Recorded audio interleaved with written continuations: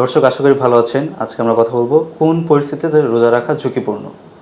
বিশেষ করে যাদের দীর্ঘমেয়াদী রোগ আছে, যেমন ডায়াবেটিসের সমস্যা, বিশেষ করে যে ডায়াবেটিস আনকন্ট্রোলড এবং যাদের ইনসুলিন ব্যবহার করতে হয় তাদের জন্য এটা ঝুঁকিপূর্ণ।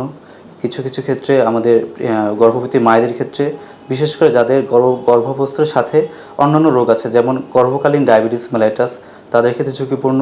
কিছু রোগী যেমন যাদের কিডনির রোগী ডায়ালিসিস পাচ্ছে তাদের ক্ষেত্রে ঝুঁকিপূর্ণ, যাদের লবণ এবং পানি শূন্যতার সমস্যা দেখা যেতে পারে। এবং বয়স্ক রোগী তাদের ক্ষেত্রেও ঝুঁকি থাকতে পারে, যেহেতু তাদের বারংবার তাদের ব্লাড সুগার কমে যেতে পারে এবং রোগী অজ্ঞান হয়ে যেতে পারে। যেহেতু এখন মাহে রমজান চলছে, আমাদের সবার মধ্যে একটা প্রশ্ন থাকে যে আমরা যখন দীর্ঘক্ষণ না খেয়ে থাকি তখন আসলে শরীরের জন্য এটা কি ভালো নাকি খারাপ।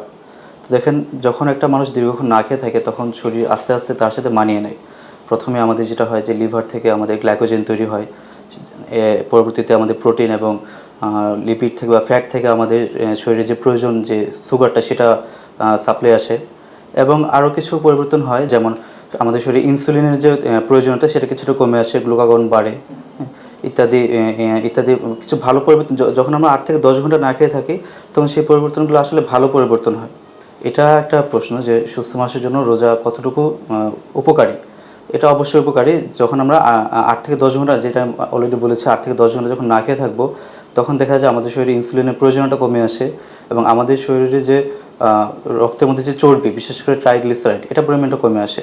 এবং দীর্ঘমেয়াদী যেসব রোগ যেমন হার্ট অ্যাটাকের ঝুঁকি বা স্ট্রোকের ঝুঁকি সেটাও কমে আসে। এবং আমাদের শরীরে যে অপ্রয়োজনীয় যেসব কোষ বিদ্যমান থাকে সেগুলো এই সময়টুকুতে, এই 8 থেকে 10 ঘন্টা শরীর যখন রেস্টিং পর্যায়ে থাকে, দেখা যায় এগুলোকে আস্তে আস্তে অটোফেগের মাধ্যমে কোষগুলোকে সরিয়ে ফেলে এবং সুস্থ কোষগুলো শুধুমাত্র শরীরে থাকে।